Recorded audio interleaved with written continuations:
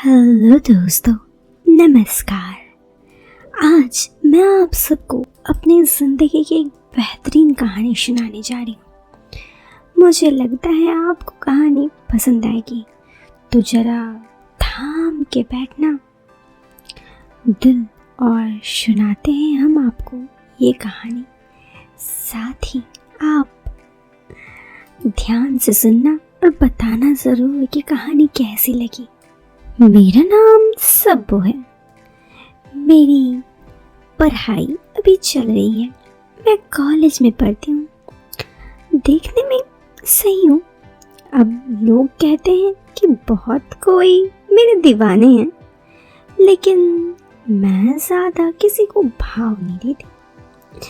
खैर, मुझे घर से बुरखे में जाना पड़ता है। मैं बुरखे में ही घर से बाहर निकलती हूँ जब भी निकलती, लेकिन हमेशा मैं नज़र देती हूँ कि मोहल्ले के जितने भी लड़के हैं वो सब मेरे दीवाने हैं, लेकिन मैं इन सबको नज़रअंदाज कर देती हूँ।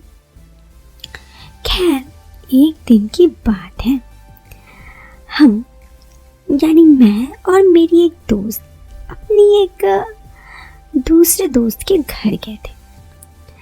तो उसका भाई और था।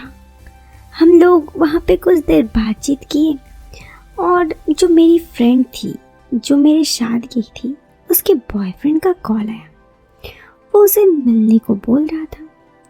मैंने कहा चली जा, क्या पता कब मौका दोबारा मिले ना मिले। तो वो अपने बॉयफ्रेंड से मिलने चली गई। अब मैं जिस फ्रेंड के घर गई थी उसका नाम था सादिया। सादिया के घर पे मैं सादिया थे, तभी गेट नॉक हुई। सादिया बोली तो बैठ, मैं देख के आती हूँ। मैं बैठी हुई थी। फिर कुछ देर बाद वो आई। मैंने कहा कौन है? तो उसने कहा अरे वो मेरे भाई के कुछ दोस्त आए हैं। मैंने कहा अच्छा। फिर वो लोग अपने कमरे में चले गए। मेरी उन लोगों से भेंट नहीं हुई। इसी बीच सादिया एक बार किचन में खाना बना रही थी और मैं अपनी सादिया के कमरे पे थी। तभी मुझे लगा कि सादिया की कुछ मदद वगैरह करनी चाहिए। मुझे किचन पता नहीं था कि किचन किधर है, तो मैं ढूंढते ढूंढते किचन की तरफ गई। उस वक्त मैं बुर्का नहीं पहनी थी। तो जैसे ही मैं किचन की तरफ गई तो इधर उधर करते करते मेरी नज़र 3 लड़कों में पड़ी। वे लोग आपस में बात कर रहे थे। शायद सादिया के भैया के दोस्त थे और कुछ सादिया का भाई भी हो सकता है। उसके बाद मैं सादिया को पूछी यार क्या कर रही हो? तो उसने कहा अरे कुछ नहीं, बस हम दोनों के लिए मैगी बना रही थी। चल तू कमरे में, मैं आती हूँ।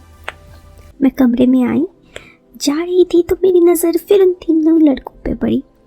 वो तीनों मुझे अभी भी गौर से देख रहे थे, शायद कुछ हिंट्स भी दे रहे थे, लेकिन मैं उन लोगों को भाव नहीं दी और सादिया के कमरे पे आ गई।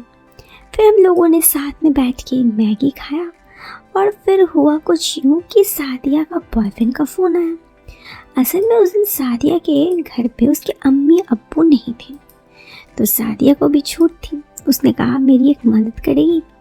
मैंने कहा हाँ यार बोल ना, क्यों नहीं करूँ। तो उसने कहा देखना, एक्चुअली अभी अम्मी अब्बू है नहीं, दूसरे दिन रहते हैं, तो मुझे बहुत मन है मैं अपने बॉयफ्रेंड से मिलने जाऊँ, तो मेरी मदद करेगी? मैंने कहा क्या मदद करूँ बता। उसने कहा तू घर पे रह, क्योंकि अगर तू भी चली जाएगी तो भैया को शक हो जाएगा, और तब तक मैं अपने बॉयफ्रेंड से 2 घंटे मिल के आ जाती हूँ। उस वक्त तक मैं सिंगल थी, मेरा कोई बॉयफ्रेंड वगैरह था नहीं। मैंने कहा यार पर मैं तो बोर हो जाऊंगी ना। उसने कहा यार हेल्प कर दे। तो मैंने कहा चल ठीक है, तू भी जा अपने बॉयफ्रेंड से मिल ले। और फिर वो भी अपने बॉयफ्रेंड से मिलने चली गई। अब मैं घर पर अकेली थी, सादिया के घर पर। हाँ, वो 3 लड़के थे, मुझे क्या मतलब। मैं घर पर थी, बहुत ज़्यादा बोर हो रही थी और सोच रही थी कि काश मेरा भी कोई बॉयफ्रेंड होता। मेरे दिल में बहुत सारी बातें चल रही थी कि मैं उनसे मिलती, ये करती, वो करती। तभी कुछ देर बाद सादिया के भाई का एक दोस्त आया कमरे पे। अचानक से कमरे के अंदर आ गया। मुझे थोड़ा अजीब लगा। मैंने कहा क्या हुआ? उसने कहा कुछ नहीं, बस सादिया कहाँ है। मैं बहुत डर गई। मैंने कहा वो सादिया इधर उधर कहीं है, बहाना बना दी। उसने कहा देखो सच सच बताओ सादिया कहाँ है। तो मैंने उसे सारी बातें बता दी। कहा कि देखो उसके भाई को मत बताना। उसने कहा मैं क्यों ना बताऊं, अगर मैं उसे ना बताऊं तो मेरी क्या फ़ायदा। मैंने कहा देखो ना मत बताओ। इसी तरह की थोड़ी बहुत इधर उधर की बातचीत हुई। वो मेरे करीब आने लगा। उसने कहा कि देखो सादिया अपने बॉयफ्रेंड से मिलने गई है। जहाँ तक मुझे लगता है तुम्हारा कोई बॉयफ्रेंड तो है नहीं, मेरी भी कोई गर्लफ्रेंड नहीं है। तो एक काम करो, मुझे तुम्हारे साथ थोड़ी वक्त बिताने दो। मैं सादिया को भाई को क्यों कहूँगा भला। दोस्तों पता नहीं बहुत देर से मेरा मन भी था कि मेरी लाइफ में भी कोई हो, कोई मुझसे भी प्यार करे। मैं उसको ना नहीं बोल पाई। मेरे आंखों को वो भांप लिया था और उसने मुझे देख के स्माइल दी, तो रिटर्न बैक मैंने भी उसे एक प्यारी सी स्माइल दे दी। फिर क्या था, हम दोनों एक दूसरे को देखने लगे। हम दोनों में प्यार की सभी दूरियां पार हो गई। और फिर जाने से पहले उसने अपना नंबर मुझे दे दिया और कहा कभी भी मन हो प्यार करने का तो मुझसे मिल लेना। उसके बाद जब भी मैं सोचती हूँ मैं उससे जाकर मिल लेती हूँ।